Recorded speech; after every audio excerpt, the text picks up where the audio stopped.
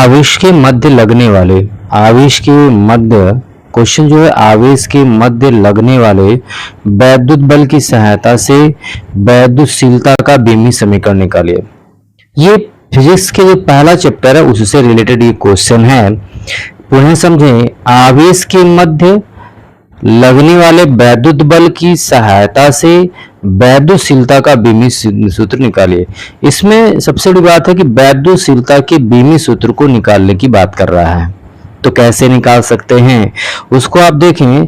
तो वैद्युतशीलता का बीमी सूत्र कैसे निकाल सकते हैं? कूलाम का नियम के अनुसार निकालेंगे।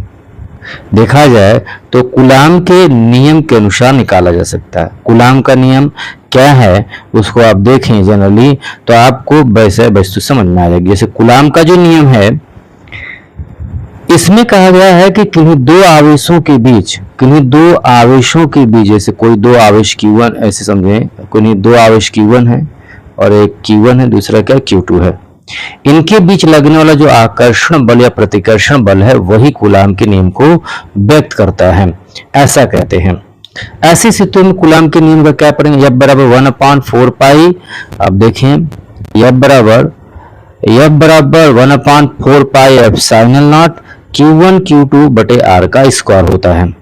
आप करेंगे क्या कि एप्सिलॉन नॉट चाहिए, क्योंकि यही वैद्युतशीलता है, निर्वात का है। अगर किसी माध्यम का होता केवल एप्सिलॉन लिखते, लेकिन निर्वात का, इस एप्सिलॉन को आप यहाँ पे ले जाएंगे। आप ऐसे समझे, इसको इधर ले जाएंगे और F को, इन सबको नीचे लाएंगे। जब इनको आप नीचे लाएंगे तो यहाँ पे एप्सिलॉन बराबर क्या हो जाएगा? आपका एप्सिलॉन बराबर हो जाएगा Q1 Q2 बटे F R का स्क्वायर 1/4 पाई हो जाएगा। जहां पे जो 4 पाई वो नियत मान है, क्योंकि पाई का मान तो बदलने वाला नहीं है। जो आप बार बार देख रहे हैं घेरा जा रहा है, ये पाई का मान बदलने वाला नहीं है, 4 इज अ कांस्टेंट वैल्यू है। ऐसी परिस्थितियों में आप क्या करेंगे? इनके बीमी सूत्र लिखने का प्रयत्न करेंगे। ऐसे परिस्थिति में आप बीमी सूत्र लिखने का प्रयत्न करेंगे। जैसा देखें Q1 Q2 F R का स्क्वायर का बीमी सूत्र लिखेंगे। अब देखते हैं थोड़ा ऊपर आगे आप देखेंगे तो Q1 Q2 का जो मान है, जैसे आप देखिए Q1 Q2 क्या है? आवेश है। Q1 Q2 आपका क्या है? आवेश है, जो Q बराबर IT के बराबर होता है। Q बराबर क्या आपका IT के बराबर होता है। Q बराबर IT के बराबर होता है। इसको आप देखें तो Q1 Q2 दोनों ही आवेश है, तो इसका मान 80 हो जाएगा। यहाँ पर ये भी आपका 80 होगा। जबकि बल का जो बीमी सूत्र होता है ml t के पावर -2 होता है, और जो आपकी दूरी है उसका यहाँ पे R का स्क्वायर है, त्रिज्या का वर्ग बीच की दूरी का है, तो ऐसी स्थितियों में L का स्क्वायर कर देंगे। आप इसमें करेंगे क्या कि A का गुणा A में कर दिया, T का T में कर दिया, तो A का स्क्वायर T का स्क्वायर हो जाएगा। नीचे जो आप देखें यम है तो आपने यम लिखा, यल यहाँ पे है और यहाँ पे L स्क्वायर है, ये मिलाकर L का क्यूब हो जाएगा। यहाँ पे T के पावर -2 आपने T के पावर -2 लिख दिया।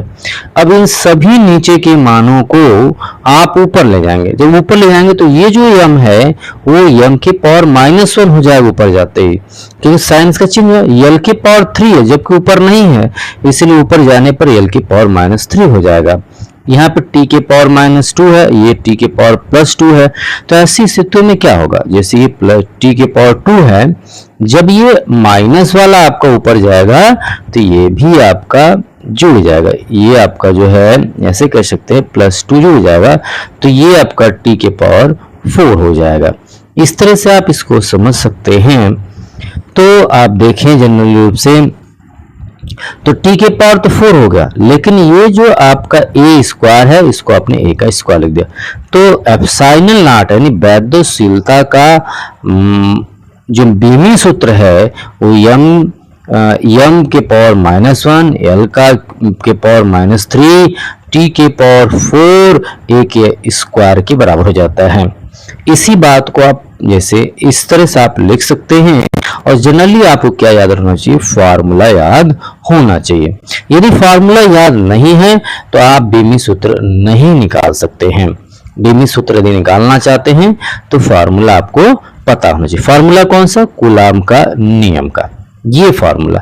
इसी फॉर्मूले के आधार पे आप एप्सिलॉन जो नॉट दिया गया है, ये एप्सिलॉन जो नॉट है, इसके मान को निकाल सकते हैं। जनरल रूप से देखें, पुनः समझ लें किसकी बात कर रहे हैं। यहाँ पे जो भी बातें की जा रही हैं वैद्युतशीलता की बात की जा रही है, वो भी आवेशों के मध्य वैद्युत बल की सहायता से वैद्युतशीलता निकालने की बात की जा रही है। वीडियो देखने के लिए धन्यवाद।